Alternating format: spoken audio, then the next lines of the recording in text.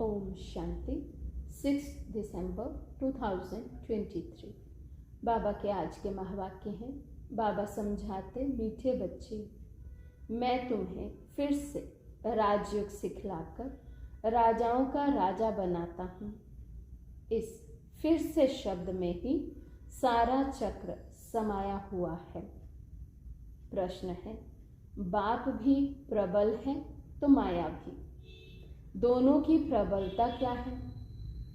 बाबा समझाते, बाप तुम्हें पतित से पावन बनाते, पावन बनाने में बाप प्रबल है, इसलिए बाप को पतित पावन सर्वशक्तिमान कहा जाता है।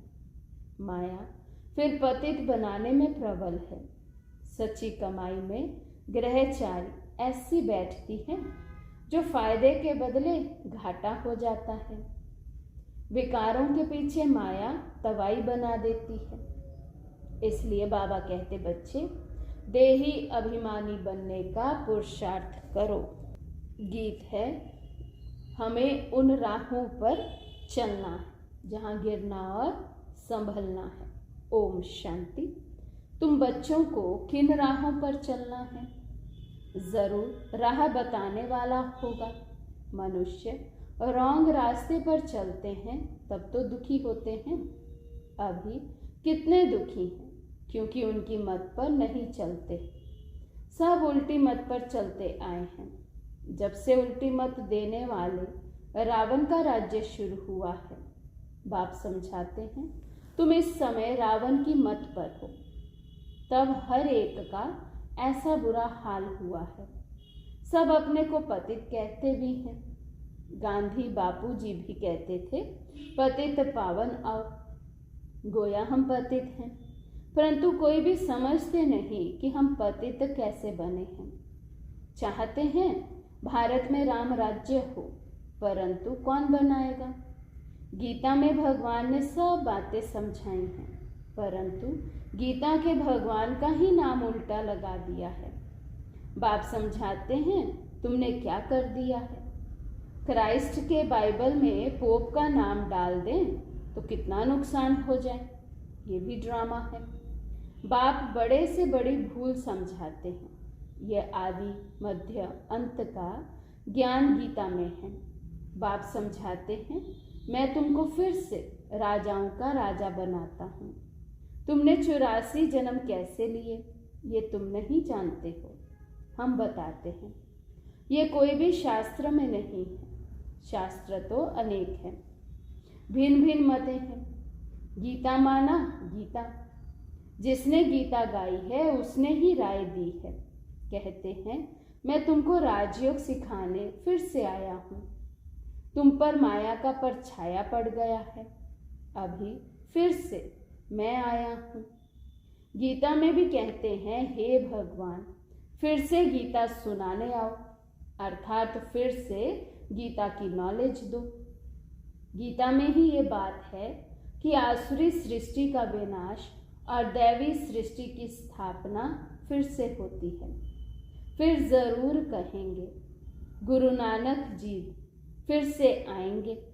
अपने समय पर चित्र भी दिखाते हैं। श्री कृष्ण भी फिर से वही मोर मुकुट वाले होंगे।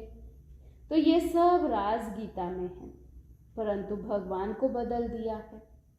हम ऐसे नहीं कहते कि गीता को नहीं मानते, परंतु उसमें जो ये उल्टा नाम मनुष्यों ने डाल दिया है उसको बाप आकर के सीधा करके समझाते हैं। ये भी समझाते हैं, हर एक आत्मा में अपना अपना पाठ नूंधा हुआ है। सब एक समान नहीं हो सकते। जैसे मनुष्य माना मनुष्य, वैसे आत्मा माना आत्मा, परंतु हर एक आत्मा में अपना पाठ भरा हुआ है। ये बातें समझाने वाला बड़ा बुद्धिमान चाहिए। बाप जानते हैं कौन समझा सकते हैं, कौन सर्विस करने में समझदार है, किसकी लाइन क्लियर है। देही अभिमानी रहते हैं। सब तो परिपूर्ण देही अभिमानी नहीं बने हैं। ये तो अंत में रिजल्ट होगी। इम्तिहान के दिन जब नज़दीक होते हैं तो मालूम पड़ जाता है कौन कौन पास होंगे। टीचर्स भी समझ सकते हैं और बच्चे भी समझते हैं कि ये सबसे तीखा है। वहाँ तो ठगी आदि भी हो सकती है, यहाँ तो ये बात हो ना सके। ये तो ड्रामा में नूंद है। कल्प पहले वाले ही निकलेंगे। हमें पता चलता है सर्विस की रफ्तार से। इस सच्ची कमाई में घाटा और लाभ, ग्रहचारी आदि आती है। चलते चलते टांग टूट पड़ती है। गंधर्वी विवाह करने बाद फिर माया एकदम तवाई बना देती है। माया भी बड़ी प्रबल है। बाबा प्रबल है पावन बनाने में, इसलिए उनको सर्वशक्तिमान पतित पावन कहा जाता है। और फिर माया प्रबल है पतित बनाने में। सतयुग में तो माया होती नहीं, वे है ही वाइसलेस वर्ल्ड। अभी है एकदम विशेष वर्ल्ड। कितनी जबरदस्त प्रबलता है। चलते चलते माया एकदम नाक से पकड़ तवाई बना देती है, फारगति दिला देती है। इतनी प्रबल है। भल सर्वशक्तिमान परम पिता परमात्मा को कहते हैं, परंतु माया भी कम नहीं है। आधा कल्प उनका राज्य चलता है। ये कोई थोड़े ही जानते हैं। दिन और रात आधा आधा होता है। ब्रह्मा का दिन ब्रह्मा की रात। फिर भी सतयुग को लाखों वर्ष, कलयुग को कितने वर्ष दे देते हैं। अभी बाप समझाते हैं तो समझ में आता है, ये तो बिल्कुल राइट है। बाप बैठ पढ़ाते हैं।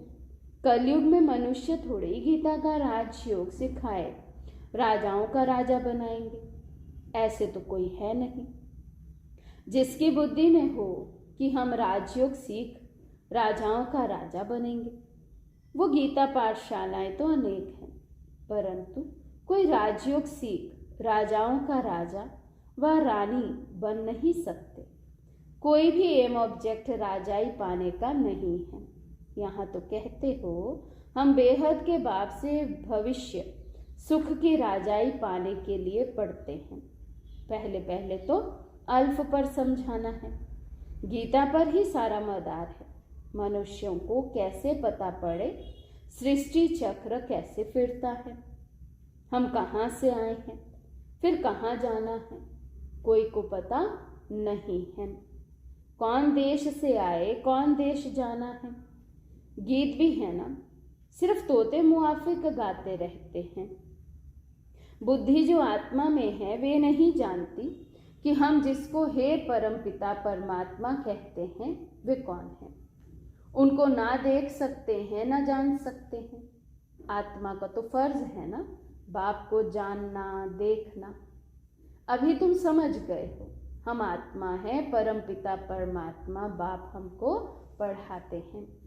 बुद्धि कहती है बाप आकर पढ़ाते हैं। जैसे किसी की आत्मा को बुलाते हैं तो समझते हैं ना उनकी आत्मा आई। तो तुम समझते हो हम आत्मा हैं, हमारा वे बाप है। बाप से ज़रूर वर्षा मिलना चाहिए। हम दुखी क्यों हुए हैं? मनुष्य तो कह देते बाप ही सुख दुख देने वाला है, भगवान को गाली देते रहते। वे हैं आसुरी संतान। जैसे कल्प पहले कहा है वैसे कहते हैं। तुम अभी प्रैक्टिकल में ईश्वरीय संतान बने हो। आगे तुम आसुरी औलाद थे। अब बाप कहते हैं निरंतर मुझे याद करो। किसी को भी ये 2 अक्षर समझाना बहुत सहज है। तुम भगवान के बच्चे हो। भगवान ने स्वर्ग रचा, अब नर्क बना है। फिर स्वर्ग बाप ही रचेंगे। बाप हमको राजयोग सिखला रहे हैं, स्वर्ग की स्थापना कर रहे हैं। अच्छा, शिव को नहीं जानते हो? प्रजापिता ब्रह्मा को भी रचने वाला वे बाप है। तो जरूर बाप ब्रह्मा द्वारा ही सिखाएंगे। अभी शूद्र वर्ण है, हम ब्राह्मण से देवता क्षत्रिय बनेंगे। नहीं तो विराट रूप क्यों बनाया है? चित्र ठीक है, परंतु समझ नहीं सकते। शूद्रों को ब्राह्मण कौन बनाएंगे? जरूर प्रजापिता ब्रह्मा चाहिए। उनको कैसे एडॉप्ट किया? जैसे तुम कहते हो ये मेरी स्त्री, उनको मेरी कैसे बनाया? एडॉप्ट किया। बाप कहते हैं मुझे भी माता पिता कहते हो, मैं बाप तो हूँ, मेरी कहाँ से लाऊं? तो इनमें प्रवेश कर इनका नाम ब्रह्मा रखता हूँ। स्त्री एडॉप्ट की जाती है, जैसे लौकिक बाप स्त्री को एडॉप्ट कर कुक वंशावली रचते हैं।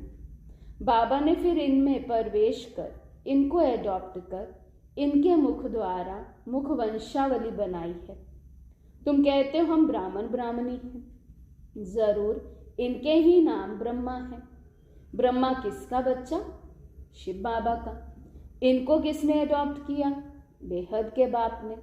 दृष्टांत बड़ा अच्छा है, परंतु जिसकी बुद्धि में बैठा होगा वे समझा सकेंगे। बुद्धि में नहीं होगा तो उनको समझाना आएगा ही नहीं। लौकिक और पारलौकिक बाप तो है ना, वे भी स्त्री को एडॉप्ट कर मेरी कहते हैं। ये फिर इनमें प्रवेश कर एडॉप्ट करते हैं। खुद कहते हैं मुझ निराकार को इनका आधार लेना पड़ता है, तो नाम भी बदली करता हूँ। एक ही टाइम कितनों के नाम रखे? नाम की लिस्ट भी तुम्हारे पास होनी चाहिए। प्रदर्शनी में नाम की लिस्ट भी दिखानी चाहिए। बाबा ने कैसे एक ही साथ समय नाम रखे? बाबा ने हमको अपना बनाया तो नाम बदलाया। उनको भृगु ऋषि कहते हैं। जन्मपत्री तो भगवान के पास ही है। वंडरफुल नाम है। अब सभी तो है नहीं, कोई तो आश्चर्यवत भागंती हो गए। आज है कल है नहीं। नंबर 1 दुश्मन है काम। ये काम विकार बहुत तंग करता है, उस पर जीत पानी है। गृहस्थ व्यवहार में इकट्ठे रहकर उन पर जीत पानी है। ये है प्रतिज्ञा। अपनी वृत्ति देखनी है। कर्म इंद्रियों से विकर्म नहीं करना है। तूफान तो सबको आते हैं, इसमें डरना नहीं है। बाबा से बहुत बच्चे पूछते हैं ये धंधा करें व नहीं करें। बाबा लिखते हैं मैं कोई तुम्हारे धंधे आदि को देखने आया हूँ क्या? मैं तो टीचर हूँ पढ़ाने के लिए। धंधे की बात हमसे क्यों पूछते हो? मैं तो राजयोग सिखाता हूँ। रुद्र यज्ञ भी गाया हुआ है, श्री कृष्ण यज्ञ नहीं। बाप कहते लक्ष्मी नारायण में ये सृष्टि चक्र का ज्ञान ही नहीं। अगर ये मालूम हो कि 16 कला से फिर 14 कला बनना है तो उसी समय ही राजाई का नशा उड़ जाए। वहाँ तो है ही सदगति। सदगति दाता तो एक है, वही आकर युक्ति बताते हैं, दूसरा कोई बतला ना सके। पहले पहले ये बात उठाओ कि किसने कहा है काम महाशत्रु है। ये भी गाते हैं विशेष वर्ल्ड और वाइसलेस वर्ल्ड। भारत में ही रावण को जलाते रहते हैं, सतयुग में थोड़ी जलाएंगे। अगर ये कहते हैं कि अनादि है, सतयुग में भी था, फिर तो सब जगह दुख ही दुख होगा। फिर स्वर्ग कैसे कहेंगे? ये बातें समझानी है। हर एक की रफ्तार अपनी है, पता लग जाता है कौन अच्छी रफ्तार वाला है। संपूर्ण तो कोई बना नहीं है। बाकी हाँ, सतो रजो तमो तो होते ही हैं। बुद्धि हर एक की अलग अलग है। जो श्रीमत पर नहीं चलते हैं वे है तमो प्रधान बुद्धि। अपने को इंश्योर नहीं करेंगे तो भविष्य 21 जन्मों के लिए कैसे मिलेगा? मरना तो है ही, तो क्यों ना इंश्योर कर देना चाहिए। सब कुछ उनका है तो परवरिश भी वे करेंगे। भल कोई सब कुछ देते हैं परंतु सर्विस नहीं करते हैं। जो दिया वे खाते रहते हैं, तो बाकी जमा क्या होगा? कुछ भी नहीं। सर्विस का सबूत चाहिए। देखा जाता है कौन पंडे बनाते हैं। नए बीके भी आपस में सेंटर चलाते हैं, उनको भी ऑफरिंग दी जाती है। ये नॉलेज तो बड़ी सहज है। वानप्रस्थ अवस्था वालों को जाकर समझाओ वानप्रस्थ अवस्था कब होती है। बाप ही गाइड बन सबको ले जाएंगे। तुम जानते हो बाप ही कालों का काल है। हम तो खुशी से बाबा के साथ इकट्ठा जाना चाहते हैं। पहले पहले तो मुख्य बात ये उठाओ, गीता का भगवान कौन, जिसने रचना रची? लक्ष्मी नारायण को राजयोग किसने सिखाया? उनकी भी राजधानी स्थापन हो रही है और कोई राजधानी स्थापन करने आते नहीं, बाप ही राजधानी स्थापन करने आते हैं, सब पतितों को पावन बनाते हैं। ये है विशेष वर्ल्ड, वे है वाइसलेस वर्ल्ड। दोनों में नंबरवार मर्तबे हैं। जो श्रीमत पर चलने वाले होंगे उनकी बुद्धि में ही ये बातें बैठ सकती हैं। अच्छा, मीठे मीठे सिकिलदे बच्चों प्रति माता पिता बाप दादा का याद प्यार और गुड मॉर्निंग। रूहानी बाप की रूहानी बच्चों को नमस्ते। हम रूहानी बच्चों की रूहानी बाप दादा को दिल व जान सिक व प्रेम से नमस्ते नमस्ते नमस्ते जी। धारणा के लिए मुख्य सार। फर्स्ट पॉइंट, बुद्धि की लाइन सदा क्लियर रहे, इसके लिए देही अभिमानी रहना है। सच्ची कमाई में माया किसी प्रकार से घाटा ना डाल दे, ये संभाल करनी है।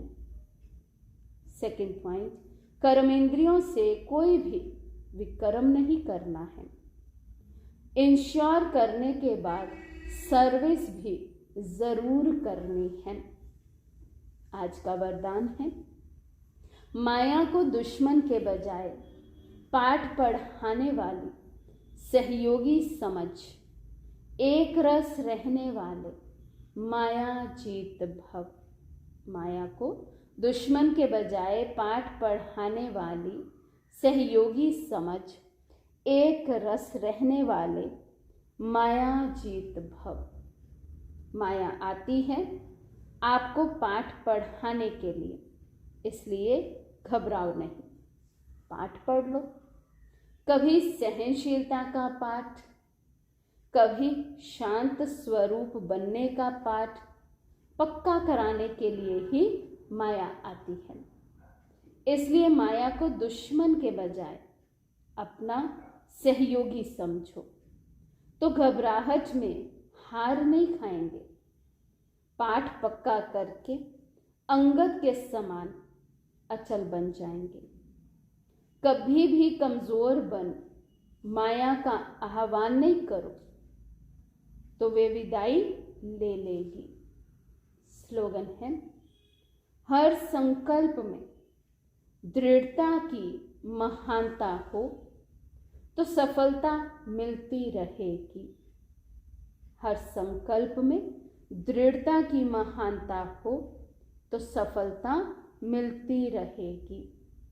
अच्छा, ओम शांति।